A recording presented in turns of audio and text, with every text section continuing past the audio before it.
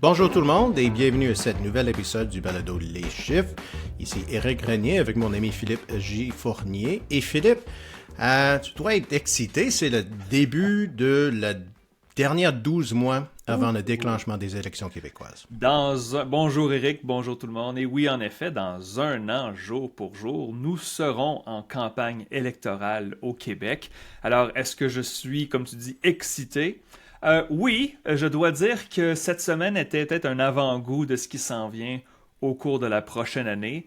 Ça a été extrêmement occupé dans la politique québécoise. Il y a aussi des chiffres fédéraux à discuter. Je veux dire, en fait, c'était un tourbillon pour moi cette semaine.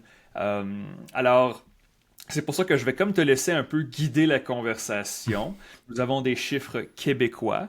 Nous avons une nouvelle projection de sièges. Nous avons, on a dit des chiffres au fédéral, aussi des chiffres sur les chefs qui, selon moi, sont encore plus intéressants que, bon, les intentions de vote.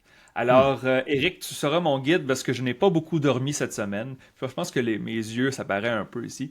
Alors, je t'écoute, Eric. Par où est-ce que tu veux commencer? Par quoi on commence aujourd'hui? Je pense que c'est toujours la bonne affaire de commencer avec les nouvelles. Et OK. les nouvelles, cette semaine, c'est le remaniement du cabinet de François Legault. Donc peut-être on peut juste passer quelques minutes sur les changements qui étaient faits là. Oh mon Dieu. Est-ce que t'as des pensées? Parce que je pense que le plan, c'était pour que c'est comme le début de le comeback de François Legault. Ouais, le retour, ouais. Mais j'ai pas vu des changements qui sont si importants que ça va changer la donne.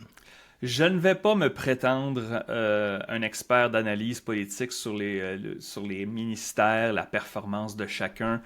Je peux pas prétendre que je suis un expert, je ne le suis pas.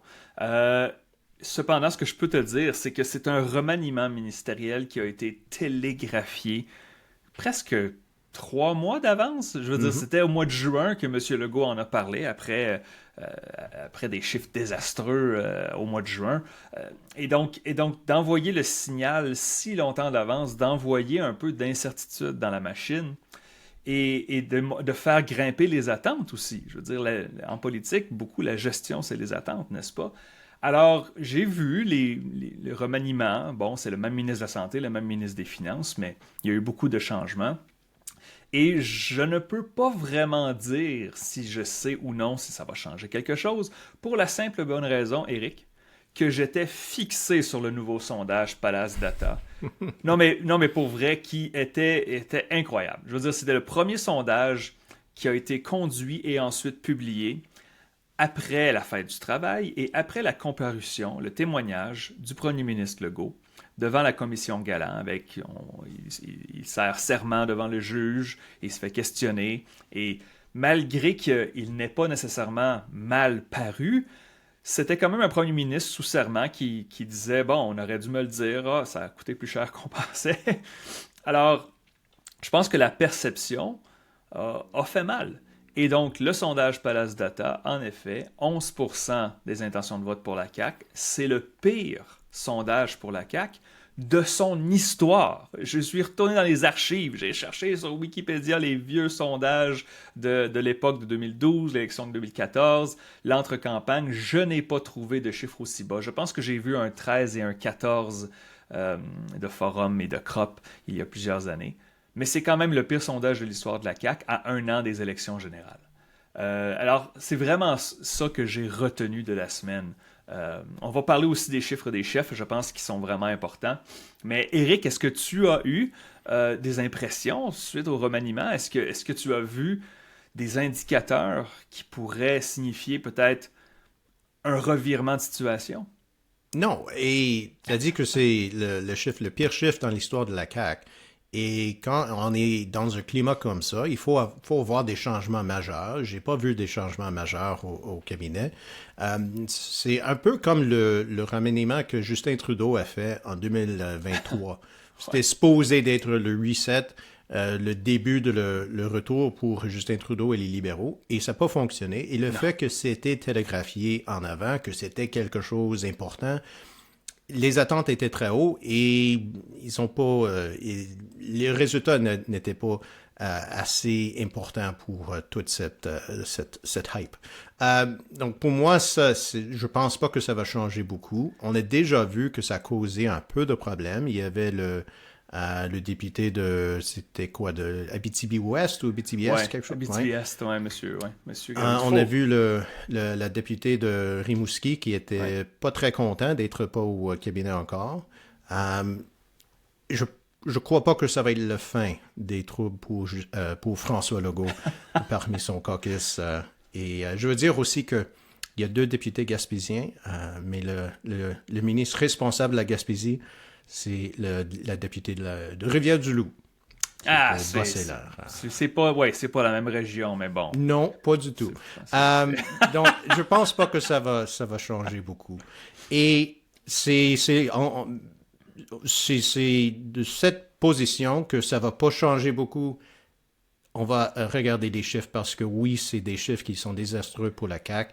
Et on n'a pas vu seulement, il y avait le sondage Palès, on va passer beaucoup plus de temps sur le sondage Palès, mais on a vu aussi un sondage ce matin de l'Angus Reid Institute qui a mis la CAQ à 12%. Donc, c'est pas seulement ce sondage de Palès Data qui a mis la CAQ dans un trou historique.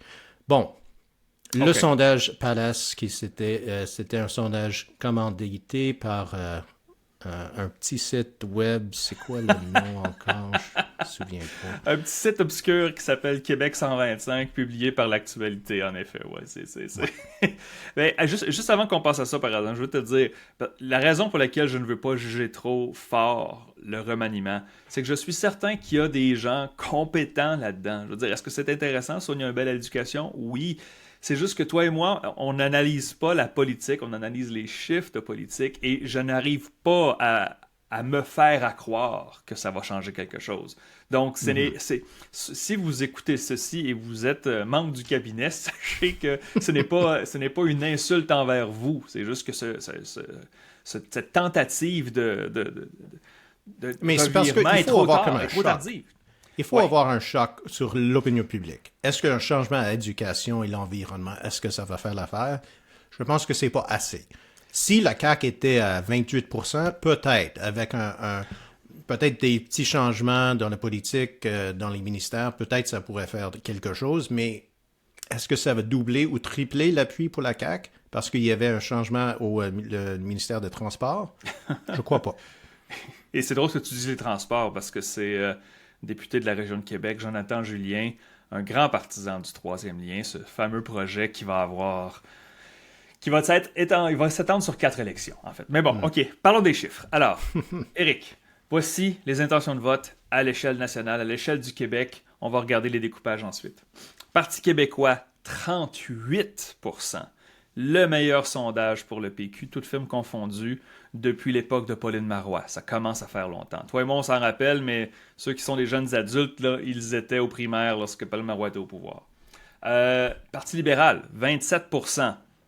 Un bon sondage si on compare les sondages des 5 dernières années, mais quand même stable depuis l'été. Conservateur, 15%. Ça demeure dans la même fourchette des dernières années, entre 11 et 15%. Si vous regardez sur la liste des sondages sur ce petit site obscur Québec 125, vous voyez que 12, 15, 13, 14, 15, 12, 15, ça oscille dans cette fourchette-là. CAQ à 11%, perte de 4 points par rapport à juin, alors qu'ils avaient déjà perdu 5 points en juin par rapport à mars. Et Québec solidaire, il va falloir qu'on en discute éventuellement. Québec solidaire à seulement 8%. Les 4 derniers sondages au Québec, bon, si j'exclus le Angus Reid qui a été publié tôt ce matin, c'était 8-9-8-9 au Québec. OK, donc, Éric, tes impressions de ces chiffres-là pour l'instant? C'est pas surprenant d'avoir la CAQ à 11% après les derniers mois. Et le fait qu'ils sont en 4e position, même ils sont à égalité pour la 3e position parmi les francophones avec les conservateurs, ça c'est problématique. La meilleure région, c'était 17% pour la CAQ dans la grande région de Québec. C'est pas assez.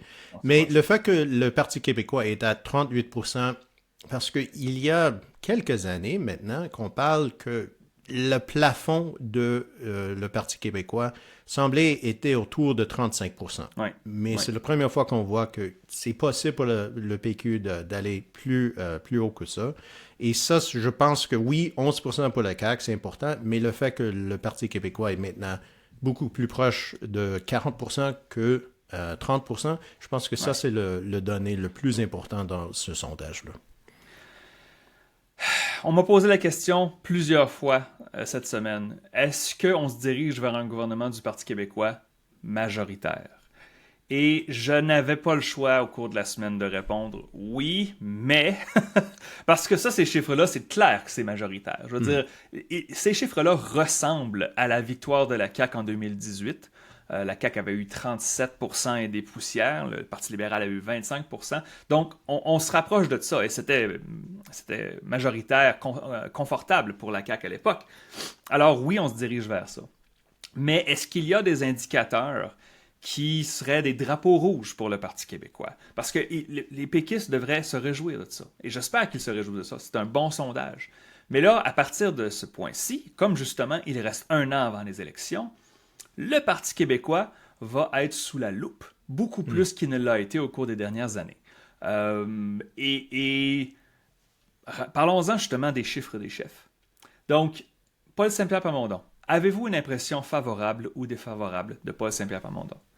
44% favorable, 38% défavorable. Différentiel, plus 6. Maintenant, plus 6, c'est un bon score à l'échelle relative du Québec. Parce que dans ce sondage-ci, Éric, Paul Saint-Pierre Plamondon est le seul chef qui a un taux net positif. Alors ça, clairement, c'est positif pour le Parti québécois et son chef. Mais plus 6 n'est pas un score si impressionnant que ça. Parce que des sondages similaires qui utilisent des questions formulées de la même façon donnent des plus 14 à Yves-François Blanchet et des plus 20 ou des plus 25 à Mark Carney seulement au Québec. Alors, plus 6, c'est un bon score, mais c'est pas extraordinaire non plus. Et donc, je ne sais pas si M. Plamondon est au courant ou s'il va se rendre compte qu'il va vraiment être sous la loupe dans la prochaine année. Et donc, je dirais que c'est le seul, peut-être, ombre au tableau pour le Parti québécois, mais je veux dire, 46% chez les francophones, c'est 29 points d'avance sur les libéraux, c'est une victoire facile. Le comptage des votes commence à 8h et à 8h15, on déclare PQ majoritaire avec ces chiffres-là. Bien sûr, mais ça aide aussi Paul Saint-Pierre Plamondon qu'il est vraiment le seul chef qui a des bons chiffres. Oui. Oui. Ça, je trouvais ça très surprenant de voir les chiffres pour Pablo Rodriguez parce que c'était 24% de favorables, 42% défavorables. Ouais. Ça, c'est beaucoup, 42%. Ouais. Et on a vu des chiffres similaires avec le Lange Street Institute, donc c'est bon de voir ça corroboré. Mais ça, je trouve que c'est problématique pour les libéraux. Oh oui, oh mon Dieu, oui. Ben oui, mais si pendant la campagne électorale, ça va être un course entre les libéraux et le Parti québécois qui semblait... Parce que même parmi les francophones, les libéraux sont en deuxième place maintenant. Ouais. C'est un loin derrière, mais c'est quand même deuxième place. Ouais. La comparaison entre Saint-Pierre Plamondon et Rodriguez, ça va aller bien pour le chef péquiste. Donc, c'est ça qui donne un peu plus de stabilité, je pense, au Parti québécois. Parce que s'il y avait un autre chef qui était populaire, même si les intentions de vote ne suivraient pas ses chiffres personnels, ça donnerait peut-être une opportunité pour un autre parti. Mais là, avec 42% défavorables pour Rodriguez, il y a un plafond pour tous les autres partis. Ouais. Et il me semble que le plafond est beaucoup plus bas que le plancher de le Parti québécois. Exact. On fait toujours attention avec les prédictions, mais c'est sûr que présentement, l'avance est tellement énorme qu'on se cherche des excuses pour trouver des bémols au tableau. Et je sais que je suis coupable de ça, moi aussi je regarde ça. C'est juste que ça semble tellement dominant. Tu sais, quand on regarde les chiffres à Montréal, Les chiffres à Montréal sont intéressants pour le Parti libéral, mais c'est pas là que le Parti libéral a besoin de monter. C'est pas qu'on s'en fout de Montréal, c'est juste que, oui, Québec solidaire, bon, ça va pas très bien. On pense qu'il y a quelques sièges sur l'île de Montréal qui pourraient passer aux libéraux. Quelques sièges sur l'île de Montréal qui pourraient passer au Parti québécois aussi. Je regarde Hochelaga-Maisonneuve, je regarde Rosemont. Ce sont des sièges qui pourraient retourner au Parti québécois avec une bonne campagne. Alors, moi, je regarde les régions du Québec, à l'extérieur du Grand Montréal et de la région de la Capitale-Nationale. Le Parti québécois rafle tout, comme la CAQ avait tout raflé en 2022. Alors, juste ça, c'est une base de sièges. On parle de quoi? 65 sièges à l'extérieur des deux grands centres. Et donc, c'est presque qu'on est rendu à la majorité ici, là. Alors, c'est ça qu'on va suivre au cours de l'année. Qu'est-ce qui pourrait faire descendre le Parti québécois? Et pour l'instant, tout ce que je peux voir, c'est si le chef l'échappe. Et on va parler, éventuellement, on va parler des chiffres sur la souveraineté. C'est la seule chose que je peux voir pour l'instant. Les libéraux, j'ai mon petit focus group dans mes amis, dans mon cercle rapproché, mais mon équipe de hockey. Plusieurs m'ont dit, les libéraux vont être capables de remonter ça. Puis je fais, ils sont vraiment loin. Ils sont bons deuxièmes. Oui, c'est la médaille d'argent, sauf que c'est loin, loin de la première place. Alors, beaucoup de travail en un an pour que ça se resserre. Oui. Une autre chose qui pourrait changer tout, c'est un changement du chef. À la CAQ. On a vu ça avec les libéraux fédéraux. Oui. Je ne sais pas s'il y a un Mark Carney dans les rangs caquistes, mais au moins c'est la seule chose que je vois qui pourrait tout changer. Ouais. Si les chefs demeurent en poste, je pense pas que les chiffres vont changer autant que ça, parce que il n'y a pas vraiment c'est quoi le terme, des vases communicants? Ouais. Entre le Parti québécois et les libéraux. Non. Donc, il ne va pas avoir des changements entre ces deux partis-là. Peut-être on peut voir que les conservateurs peuvent baisser un peu, mais ils sont assez stables. Ouais. Et c'est juste le fait que la CAQ, peut-être 11%, ça va être le plancher pour eux. Peut-être il va, dans les prochains sondages, être à 15%, 17%, quelque chose comme ça. Ouais. Mais on a vu des fois dans le passé que quand il y a une tendance assez lourde comme ça, c'est difficile que ça va changer. Je sais que c'est pas la même chose parce que c'était pas un parti au gouvernement, mais au Colombie-Britannique, il y avait le parti, le BC United. Ouais. Chaque nouveau sondage, c'était un chiffre qui était pire que le précédent. C'est possible que le prochain sondage va donner la CAQ en dessous de 10%. Ouf. Aïe, aïe, aïe, aïe. Je veux te parler justement, on a parlé des chiffres des chefs. Nous n'avons pas mentionné François Legault. Et j'ai partagé ces chiffres-là avec nos membres sur notre réseau Discord, qu'on vous invite bien sûr à joindre si ça vous intéresse, www.leschiffres.ca. Et ma question était toute simple. Trouvez-moi, dans les dernières décennies, un premier ministre, soit au fédéral, soit au niveau provincial, partout au Canada, les pires chiffres d'appréciation. Peut-être un gouvernement en fin de règne, peut-être qu'un premier ministre qui a dû démissionner. Trouvez-moi les pires chiffres. Et il n'y a personne qui m'a trouvé des chiffres aussi pires que ça. Avez-vous une impression favorable ou défavorable de François Legault? 77% défavorable. 10 favorables. Est-ce que c'est un peu trop bas? Peut-être. Le sondage a été conduit 2 jours après la comparution de François Legault à la commission Galland. Peut-être que ça a déçu quelques personnes. La date de sondage avait été choisie des semaines à l'avance, donc c'était pas un grand complot, là. Okay? Mais un différentiel, Éric, de moins 67.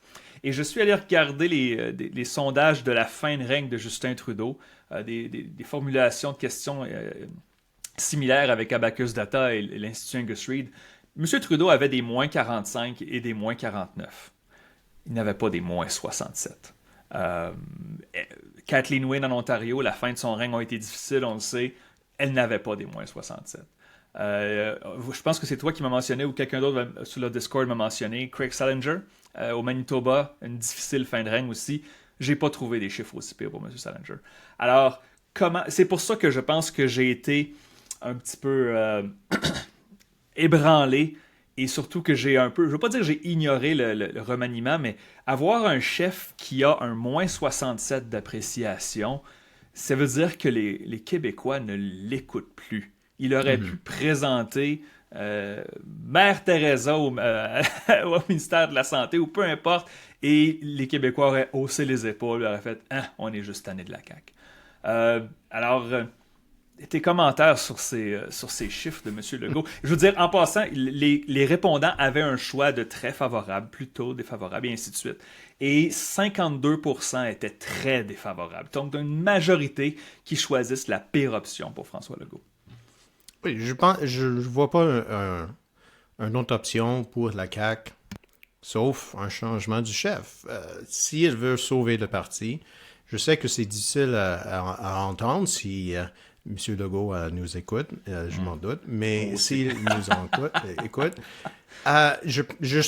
m- même si ses intentions sont les meilleures au monde, Ouais. euh, c'est pas possible que dans 12 mois, on va avoir un nouveau sondage où le taux de favorabilité pour François Legault, ça va être 30% ou 35%.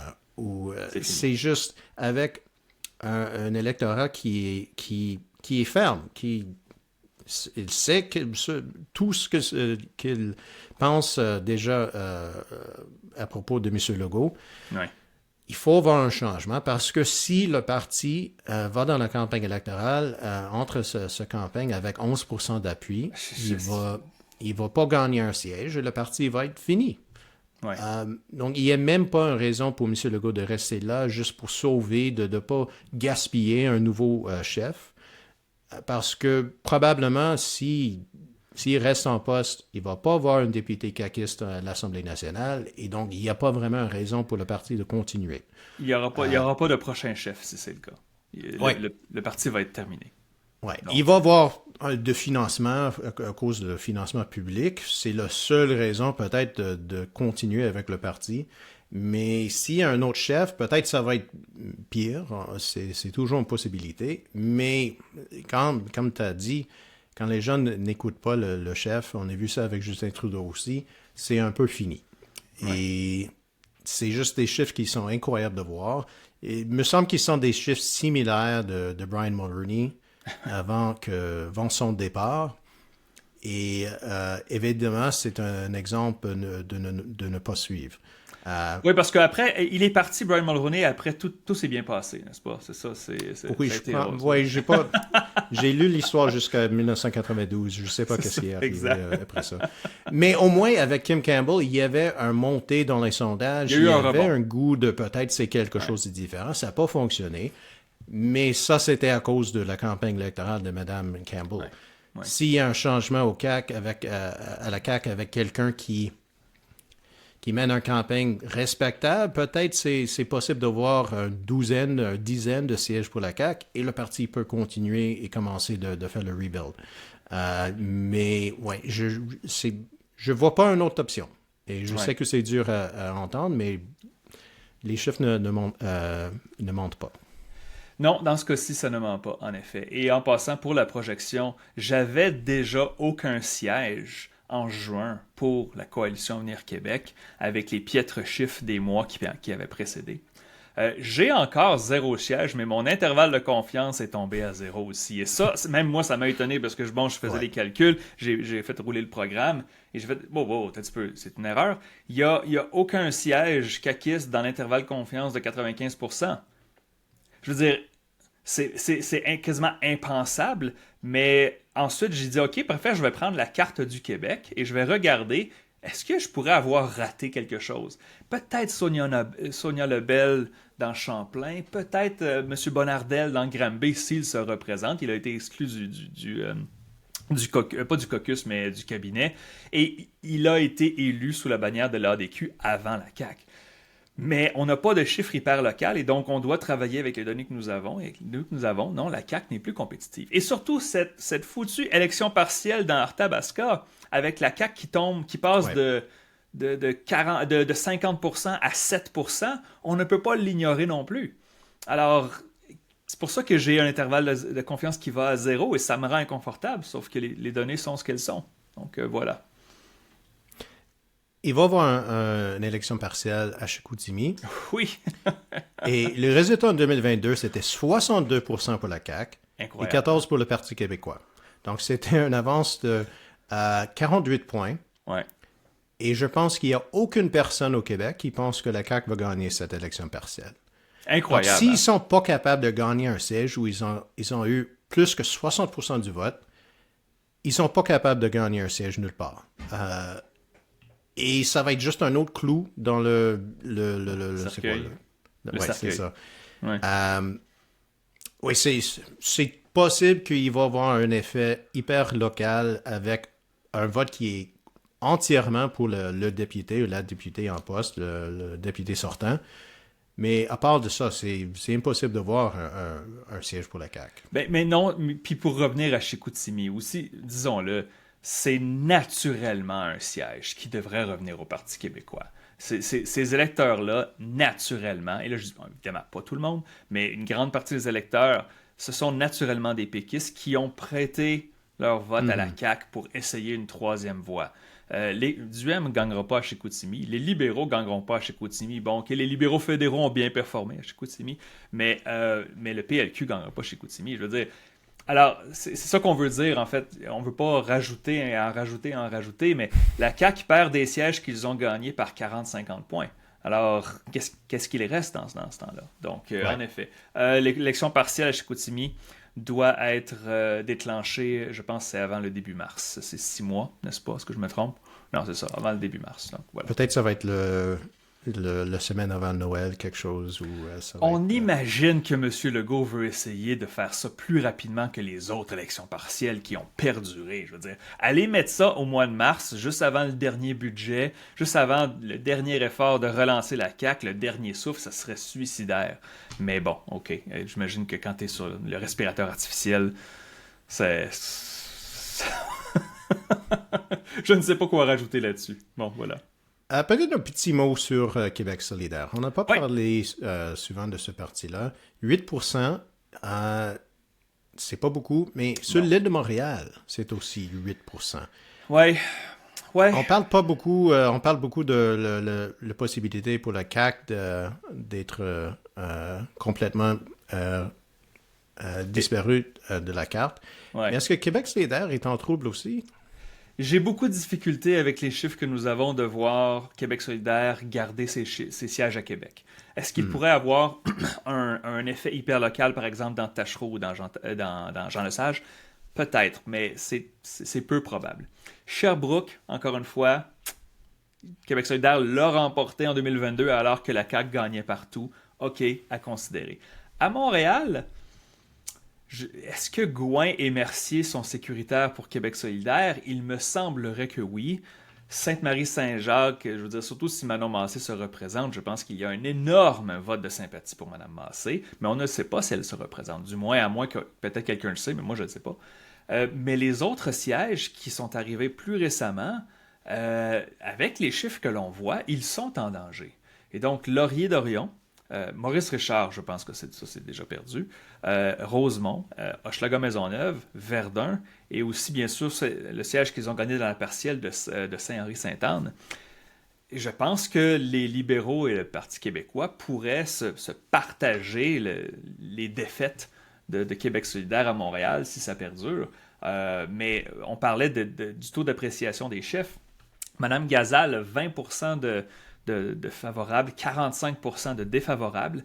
C'est pas un bon score, mais il reste que 20% de favorables, c'est plus élevé que les intentions de vote de son parti. Donc, il y a des gens qui voteront jamais pour Québec solidaire de toute façon.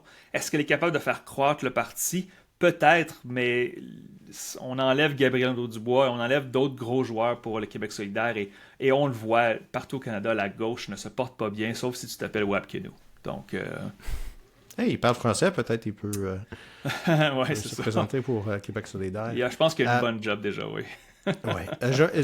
C'est juste curieux de voir que dans les prochaines élections, ça va être deux partis qui vont être sur le défensif seulement. Et ça va être la CAQ et Québec solidaire. Et c'est un peu comme je veux pas dire les nouveaux partis, mais comme c'était les Ben partis oui. qui ont changé la politique au Québec dans les dernières 15 ans. Mais c'est comme, peut-être on va retourner aux vieilles batailles entre le Parti québécois On et peut les le dire, libéraux. Éric. On peut le dire, Éric, en 2022, au suffrage universel, la CAQ a fini premier, QS a fini deuxième. Bon, ils n'ont pas gagné plus de sièges que les libéraux, mais ils ont eu un peu plus de votes. Et là, on regarde, ces deux partis-là sont peut-être aux deux derniers rangs. Donc, ouais, à suivre. À part de 0 siège pour la CAQ, c'est quoi les autres projections dans ton dernière mise à jour? Donc, la dernière mise à jour, 77 sièges en moyenne pour le Parti québécois, mais ce qui est intéressant, c'est que le plancher du PQ a grimpé, bien sûr, avec une aussi grande avance auprès des francophones et en région. Le plancher va monter. Le plancher est à 70. Donc, si on avait les chiffres actuels et que les Québécois allaient aux urnes cette semaine, selon mes projections, dans 95% des cas, le PQ a plus que 70 sièges, donc est majoritaire. Les libéraux, deuxième, 38 sièges en moyenne. Les libéraux ont grimpé quelque peu. Chez les francophones, bien sûr, c'est faible, mais ils ont grimpé au deuxième rang, même si c'est loin, loin derrière le Parti québécois. J'ai ensuite les conservateurs à 6 sièges et on m'a posé la question pourquoi est-ce que le PCQ a descendu dans cette projection alors qu'ils ont eu un bon sondage. Et ma réponse est simple, le Parti québécois a eu encore un meilleur sondage. Il y a plusieurs sièges projetés qui sont pivots entre le Parti québécois et les conservateurs dans la grande région de Québec. Avec les chiffres du PQ, le PQ serait favori. Mais l'intervalle de confiance grimpe jusqu'à 10. Québec solidaire, j'ai 4 sièges. Les 4 sur l'île de Montréal. Intervalle de confiance de 2 jusqu'à 6. Et la CAQ, 0. Donc voilà la projection de siège. On verra si ça va rester comme ça. À un an des élections. Hey, ça va être un retour assez miraculeux si la CAQ... Mais essaie d'imaginer le scénario suivant, Éric. Tu sais, mettons que le Parti québécois s'approche de 40. OK? Et que les libéraux, par défaut un peu, avec la CAQ qui s'effondre, peut-être une petite prémalune pour le Parti libéral, mettons qu'ils sont autour de 31, 32. Quelque chose comme ça. Et là, on a le reste. On me fait remarquer que, même si les chiffres ne sont pas exacts, mais ça ressemble un peu à ce qu'on a vu en 1994 et 1998. Le PQ gagne une majorité, les libéraux sont deuxième, et il y a un petit parti à droite de l'échiquier politique, l'ADQ, qui aujourd'hui serait plus représenté par les conservateurs d'Éric Duhem, et après ça, on a une gauche en désarroi. Je sais pas, c'est intéressant de voir le PQ et le PLQ reprendre les 2 premières places dans les intentions de vote. Bien sûr, on n'avait pas vu ça depuis plusieurs années. Plus ça change. Je pense que ça va être tout pour cette semaine, parce que est-ce que les chiffres pour la souveraineté ça va être publié la semaine prochaine? Ou? Donc, les chiffres pour la souveraineté, vous comprenez que le sondage Palace avait plusieurs volets et à cause du remaniement, il a fallu changer un peu l'horaire. J'ai été beaucoup bousculé. Donc, lundi va paraître les chiffres sur la souveraineté. Je peux dire tout de suite, ils n'ont pas beaucoup changé et je pense que ça, c'est intéressant. Le Parti québécois, dans ce sondage Palace, a grimpé de 7 points, qui est bien au-delà de la marge d'erreur, mais la souveraineté n'a pas réellement bougé tant que ça. Donc, peut-être des électeurs qui parquent leur vote, un vote de protestation contre la CAQ pour le PQ. La souveraineté se porte bien relativement, mais elle n'a pas grimpé au-delà de ça. Donc, vous allez voir ça un peu plus tard cette semaine. Je voulais juste dire un mot rapide sur le fédéral. Éric, nous avons eu un sondage léger fédéral. Les intentions de vote sont une chose. Il y a un désaccord présentement des intentions de vote, mais il n'y a pas de désaccord sur la satisfaction du gouvernement Carney. Est encore dans le terrain positif, mais est en baisse. Les chiffres se resserrent, donc la lune de miel estivale semble s'estomper. Au Québec, cependant, plus 20 pour M. Carney en termes de satisfaction. Donc, ça demeure toujours fort au Québec pour l'instant. OK. Bon. Si vous êtes membre de la balado, restez là. On va passer aux questions de nos auditeurs. Mais sinon, ça va être tout pour cette semaine. On va être de retour probablement dans 4 semaines. C'est ça le rythme on veut suivre. Pour l'instant, oui. Oui, pour l'instant. Mais Philippe, j'espère que les prochaines semaines vont être un peu plus relaxantes. Mais je sais qu'au Québec, ça bouge, ça brasse ces jours-ci. On verra bien. Merci beaucoup, Éric. Merci beaucoup tout le monde. Si vous êtes membre du balado, restez à l'écoute. On passe au courrier des membres.